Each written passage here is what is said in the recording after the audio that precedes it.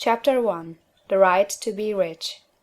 Whatever may be said in praise of poverty, the fact remains that it is not possible to live a really complete or successful life unless one is rich. No man can rise to his greatest possible height in talent or soul development unless he has plenty of money, for to unfold the soul and to develop talent he must have many things to use, and he cannot have these things unless he has money to buy them with.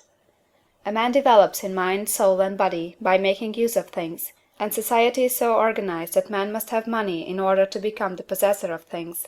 Therefore, the basis of all advancement for man must be the science of getting rich. The object of all life is development, and everything that lives has an inalienable right to all the development it is capable of attaining. Man's right to life means his right to have the free and unrestricted use of all the things which may be necessary to his fullest mental, spiritual, and physical unfoldment, or, in other words, his right to be rich. In this book, I shall not speak of riches in a figurative way. To be really rich does not mean to be satisfied or contented with a little. No man ought to be satisfied with a little if he is capable of using and enjoying more. The purpose of nature is the advancement and unfoldment of life, and every man should have all that can contribute to the power, elegance, beauty, and richness of life. To be content with less is sinful. The man who owns all he wants for the living of all the life he is capable of living is rich, and no man who has not plenty of money can have all he wants. Life has advanced so far, and become so complex, that even the most ordinary man or woman requires a great amount of wealth in order to live in a manner that even approaches completeness. Every person naturally wants to become all that they are capable of becoming. This desire to realize innate possibilities is inherent in human nature. We cannot help wanting to be all that we can be. Success in life is becoming what you want to be. You can become what you want to be only by making use of things, and you can have the free use of things only as you become rich enough to buy them. To understand the science of getting rich is therefore the most essential of all knowledge. There is nothing wrong in wanting to get rich. The desire for riches is really the desire for a richer, fuller, and more abundant life, and that desire is praiseworthy. The man who does not desire to live more abundantly is abnormal, and so the man who does not desire to have money enough to buy all he wants is abnormal. There are three motives for which we live.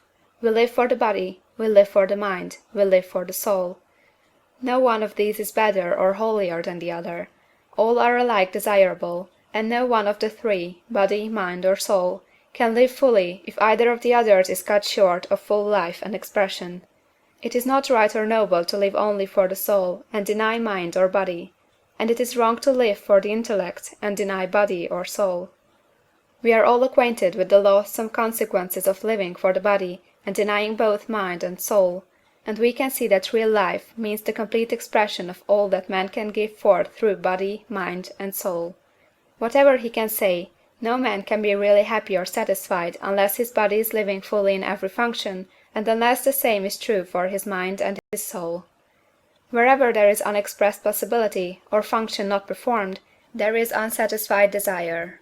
Desire is possibility seeking expression, or function seeking performance. Man cannot live fully in body without good food, comfortable clothing, and warm shelter, and without freedom from excessive toil. Rest and recreation are also necessary for his physical life. He cannot live fully in mind without books and time to study them, without opportunity to travel and observation, or without intellectual companionship.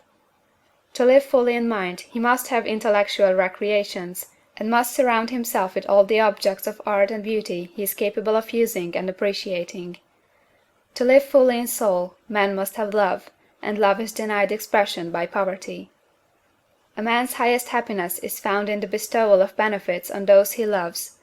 Love finds its most natural and spontaneous expression in giving.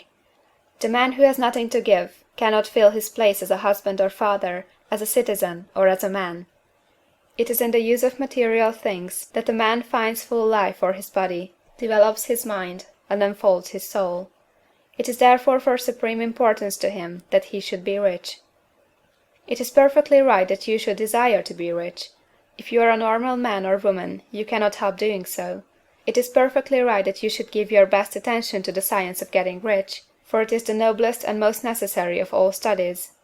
If you neglect this study, you are derelict in your duty to yourself, to God and humanity; for you can render to God and humanity no greater service than to make the most of yourself.